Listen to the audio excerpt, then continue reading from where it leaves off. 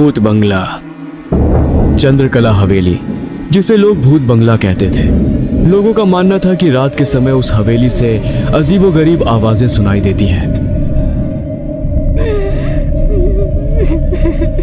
इसलिए कोई भी डर के मारे उस हवेली में नहीं जाता था। लोग कहते थे कि जो भी शख्स रात को उस हवेली में जाता है वह कभी जिंदा वापस नहीं आता। आज से 3 महीने पहले की बात है। अक्षय, जो कि एक बहुत बड़ा सुपरस्टार है, वह एक इंटरव्यू के लिए चंद्रकला गांव आया था। अक्षय नहीं जानता था कि इस खौफनाक रात को कभी नहीं भूल पाएगा। तो मेरे सभी भाइयों बहनों, आज के हमारे मुख्य अभिनेता हैं मिस्टर अक्षय। तो अक्षय सर, क्या आप यहाँ के सबसे हॉन्टेड भूत बंगला के बारे में जानते हैं?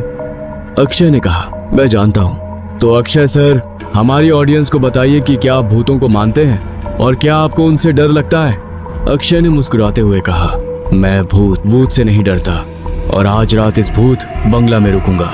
सभी लोगों को लगा कि यह सिर्फ एक मजाक है, पर अक्षय सच में उस रात उस भूत बंगला पहुंच गया।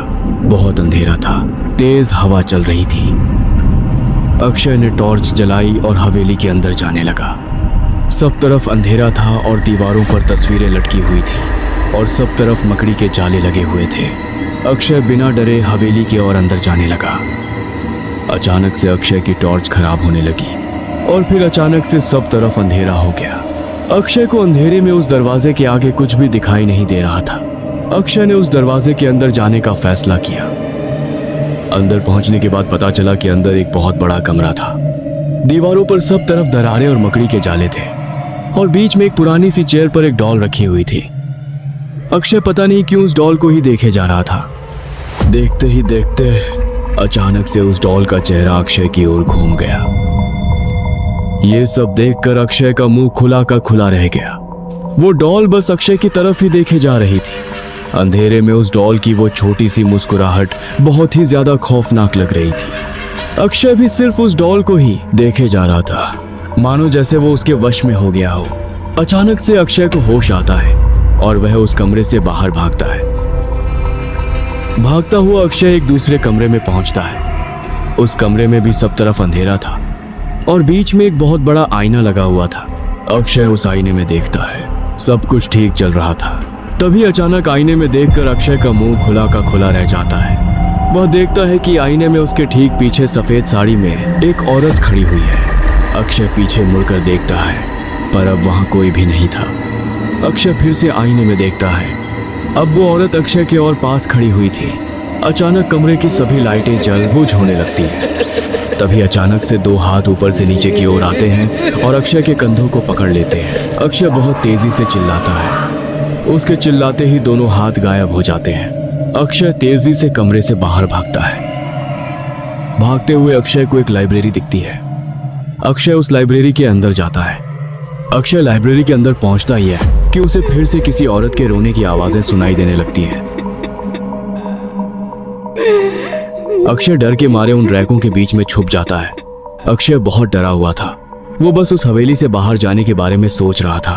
तभी अचानक से उसका सिर एक रैक से लगता है और उसमें से एक किताब निकलकर नीचे गिरती है। अक्षय उस किताब को उठाकर पढ़ने लगता है। उस किताब में लिखा था कि बहुत साल पहले इस घर में चंद्रकला नाम की एक खूबसूरत लड़की रहा करती थी। वो भले ही बेहद खूबसूरत थी, पर असल में वो एक तांत्रिक थी। वो रात भर उस हवेली में काला जादू करती रहती थी। उसने धीरे धीरे गांव वालों को भी अपना शिकार बनाना शुरू कर दिया। गांव वालों को हवेली के बाहर से इंसानों की हड्डियां मिलने लगी। सभी गांव वाले उस हवेली के पास भी जाने से डरते थे। जब चंद्रकला का पागलपन हद से ज्यादा बढ़ गया तो गांव वालों ने उसे उसी की हवेली में जिंदा जला दिया। तब से लड़की की आत्मा इस हवेली में कैद है। अचानक से वो चुड़ैल अक्षय के सामने आ जाती है। अक्षय किताब में देखकर जोर जोर से मंत्र पढ़ने लगता है। तभी धीरे धीरे वो आत्मा गायब होने लगती है। अक्षय जल्दी से उस घर से बाहर भागता है और अपनी कार में बैठकर वहां से जाने लगता है। थोड़ी दूर पहुंचने के बाद जब अक्षय फ्रंट मिरर में देखता है तो उसकी आंखें फटी की फटी रह जाती हैं। अक्षय देखता है कि जिस डॉल को उसने उस हवेली में देखा था, अब वही डॉल उसकी गाड़ी की पीछे वाली सीट पर बैठी थी। वो डॉल बस अक्षय को देखकर मुस्कुराए जा रही थी।